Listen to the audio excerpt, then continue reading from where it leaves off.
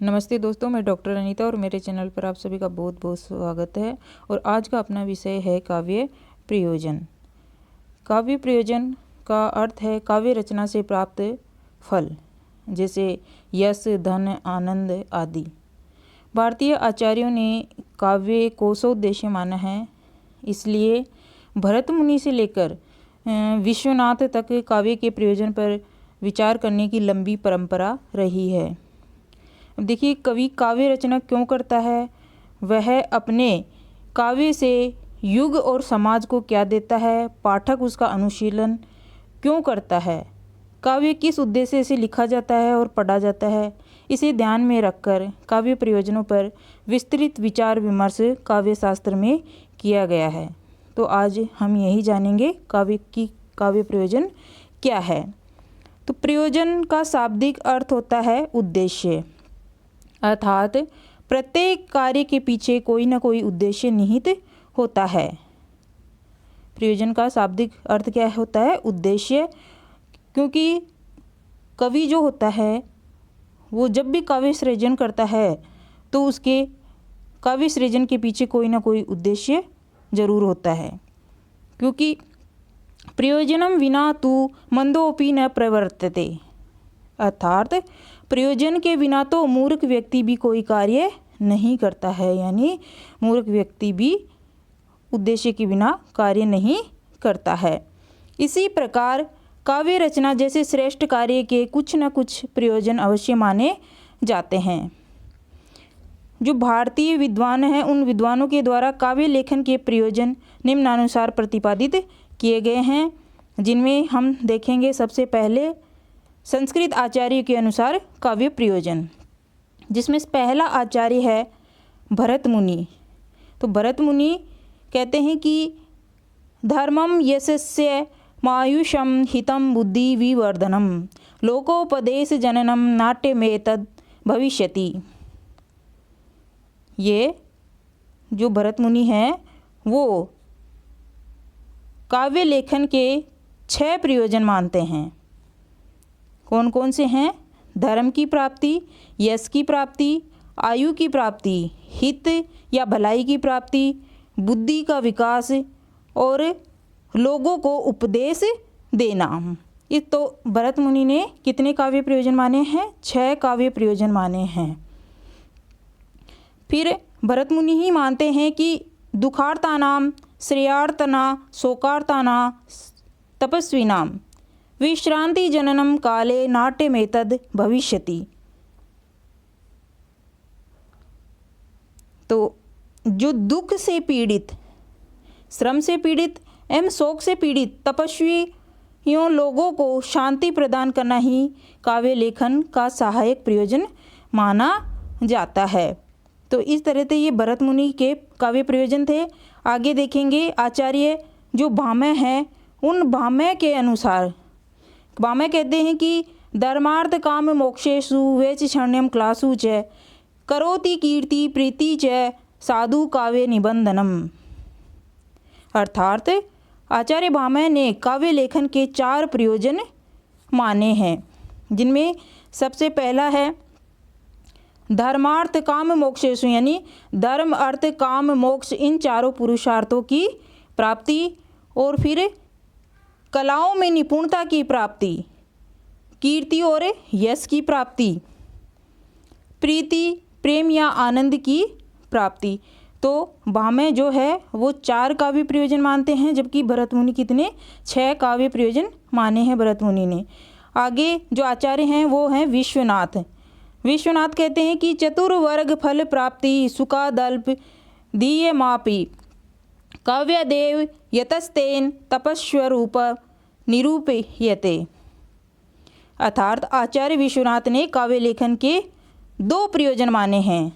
चतुर्वर्ग फल प्राप्ति, यानी चतुर्वर्ग यानी चारों पुरुषार्थों की प्राप्ति, धर्म अर्थ काम और मोक्ष इन चारों पुरुषार्थों की प्राप्ति, और सुखाद अल्प ध्येयमापि, यानी अल्प बुद्धि वालों को भी सुख की प्राप्ति। तो विश्वनाथ 2 काव्य प्रयोजन मानते हैं।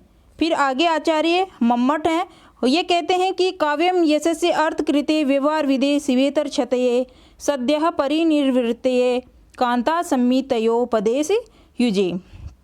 जो मम्मट हैं उन्होंने काव्य लेखन के 6 प्रयोजन माने हैं। यशस्य यश के लिए, अर्थकृते यानी धन प्राप्ति के लिए, व्यवहार विदे व्यवहारिक ज्ञान की प्राप्ति के लिए, और शिवेतर क्षतये यानी अमंगल से विनाश के लिए, सद्य परिनिवृत्ते तुरंत आत्मसंतुष्टि या आनंद प्राप्ति के लिए, कांता समुतयोपदेश युजे यानी पत्नी के समान उपदेश देने के लिए। अब देखिए इसमें जो यशस्य यानी यश के लिए, इस प्रयोजन का संबंध कवि या लेखक से माना जाता है। अर्थात काव्य लेखन से कवि को इसमें यश की प्राप्ति होती है। हिंदी साहित्य में मलिक मोहम्मद जो जायसी हैं, उन जायसी के द्वारा जो पद्मावत काव्य की रचना इसी यश की प्राप्ति के लिए की गई है। फिर जो अर्थकृते यानी धन की प्राप्ति के लिए, तो इस प्रयोजन का संबंध कवि या लेखक से माना जाता है। अर्थात काव्य लेखन से कवि को धन की प्राप्ति होती है। इसमें हिंदी साहित्य में बिहारी, केशवदास, बीरबल इत्यादि जो कवि हुए हैं, उन्होंने इसी प्रयोजन से काव्य लेखन किया है। आगे व्यवहार विदे यानी व्यवहारिक ज्ञान की प्राप्ति के लिए, इस प्रयोजन का संबंध पाठक से माना जाता है। पहले जो यश और अर्थ, यशस्य और अर्थकृते, इनका संबंध तो किससे माना जाता है? कवि या लेखक से माना जाता है। और व्यवहार विदे का संबंध किससे माना जा रहा है? पाठक से माना जाता है। अर्थात काव्य के पढ़ने से पाठकों को जो व्यवहारिक ज्ञान की प्राप्ति होती है, जैसे रामायण जो वाल्मीकि के द्वारा लिखा गया है, रामचरितमानस तुलसीदास के द्वारा, पंचतंत्र विष्णु शर्मा के द्वारा, तो इन काव्यों को पढ़ने से पाठक को व्यवहारिक ज्ञान की प्राप्ति होती है। फिर आगे शिवेतर क्षतये यानी अमंगल से विनाश के लिए, इस प्रयोजन का संबंध कवि या लेखक से माना जाता है। अर्थात ये अपने किसी अमंगल से विनाश के लिए कवि काव्य लेखन करता है। इसमें जैसे हनुमान बाहु की रचना में हनुमान ने बाहु पीड़ा से मुक्ति के लिए काव्य की रचना की। फिर है सद्यः परिनिर्वृत्ते यानी तुरंत आत्मसंतुष्टि या आनंद प्राप्ति के लिए, इस प्रयोजन का संबंध मूलतः पाठक से माना जाता है। अर्थात काव्य को पढ़ने से पाठक को जो है वो तुरंत आत्मसंतुष्टि या आनंद की प्राप्ति हो जाती है। और देखा जाए तो ज़्यादातर जो सभी काव्य रचनाएं हैं उनमें यह प्रयोजन अवश्य पाया जाता है।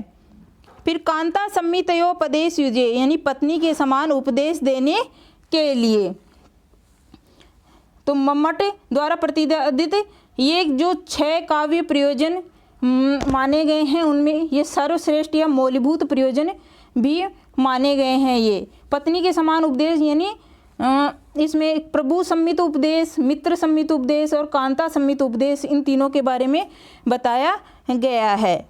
तो ये मम्मट ने 6 काव्य प्रयोजन माने हैं जो बहुत ही महत्वपूर्ण हैं और बहुत बार एग्जाम में इनमें से पूछते हैं। अन्य संस्कृत आचार्यों के अनुसार काव्य प्रयोजन, जो संस्कृत के अन्य आचार्य हैं उन्होंने भी माने हैं काव्य प्रयोजन। जैसे आचार्य रुद्रट है, तो उन्होंने विश्वव्यापी यश, विपत्तिनाथ, अलौकिक आनंद और आप्त कामना, ये आचार्य रुद्रट ने काव्य प्रयोजन माने हैं। फिर जो आचार्य वामन है, वामन प्रीति या इष्ट प्रयोजन को और कीर्ति अइष्ट प्रयोजन को यानी प्रीति और कृति, इनको आचार्य वामन ने काव्य प्रयोजन माना है। फिर जो राजशेखर है, ये ओनली कीर्ति को ही काव्य प्रयोजन मानते हैं, यानी यश प्राप्ति को ही काव्य का प्रयोजन मानते हैं। और जो आनंदवर्धन है वो ओनली प्रीति यानी हृदय का जो आह्लाद है उसको ही काव्य का प्रयोजन मानते हैं। जो कुंतक है वो अलौकिक आनंद का जनक और व्यवहारिक ज्ञान का जो साधक है उसको काव्य प्रयोजक माने हैं। तो ये तो थे संस्कृत आचार्यों के अनुसार काव्य प्रयोजन कि उन्होंने कितनी संख्याएं मानी है काव्य प्रयोजन की। और फिर आगे देखेंगे कि हिंदी आचार्यों या विद्वानों के अनुसार काव्य के प्रयोजन, जिसमें सबसे पहले है गोस्वामी तुलसीदास के अनुसार काव्य प्रयोजन। तुलसीदास ने 2 काव्य प्रयोजन माने हैं। स्वांत सुखाय तुलसी रघुनाथ गाथा, कीर्ति भनीति भूति भल सोई, सुरसरी सम सब कहूँ हित होई। अर्थात तुलसीदास जी के अनुसार काव्य लेखन के प्रमुखतः 2 प्रयोजन माने गए हैं। पहला है स्वांत सुख, यानी कवि को स्वयं को आनंद की प्राप्ति होना, और दूसरा लोक मंगल यानी लोकहित। अर्थात तुलसीदास के अनुसार वही कीर्ति, कविता या संपत्ति भली या अच्छी मानी गई है जो गंगा नदी के समान सबका हित करने वाली होती है। तो ये जो तुलसीदास थे उन्होंने 2 काव्य प्रयोजन माने हैं। कौन कौन से? स्वांत सुख और लोक मंगल।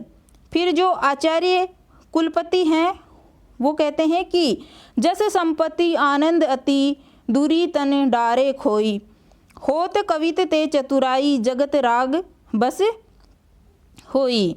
अर्थात कुलपति मिश्र जो हैं उन्होंने काव्य के 6 प्रयोजन माने हैं।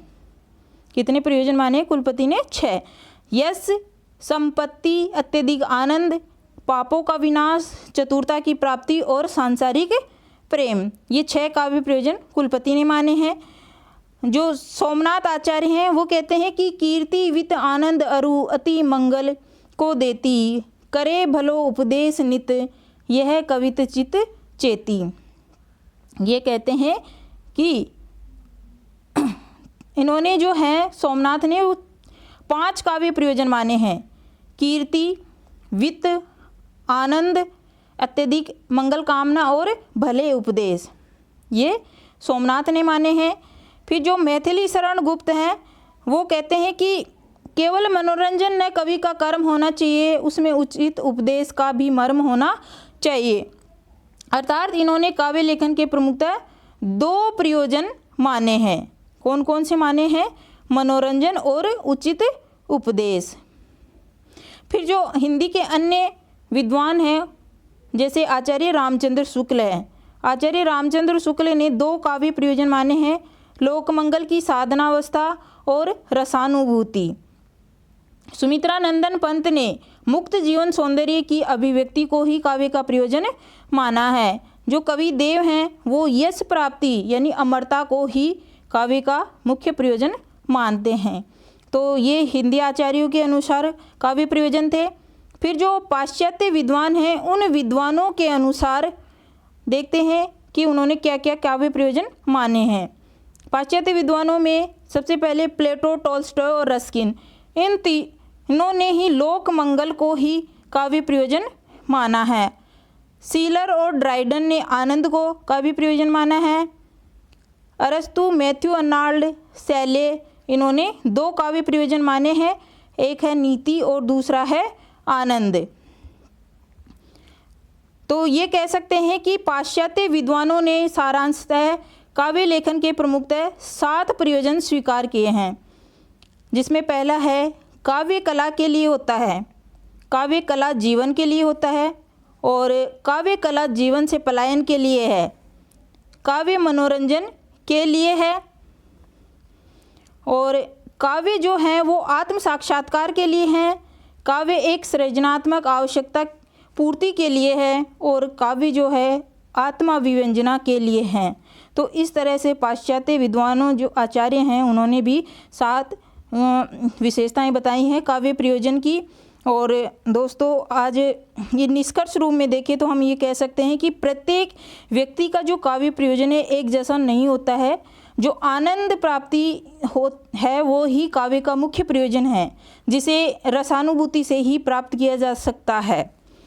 इसके अलावा यश प्राप्ति, धन प्राप्ति, आनंद प्राप्ति, ये सभी जो काव्य प्रयोजन रहे हैं। तो दोस्तों आज हमने काव्य प्रयोजन के बारे में जाना और मैं आशा करती हूँ कि आप सभी को ये अच्छे से समझ में आ गया होगा।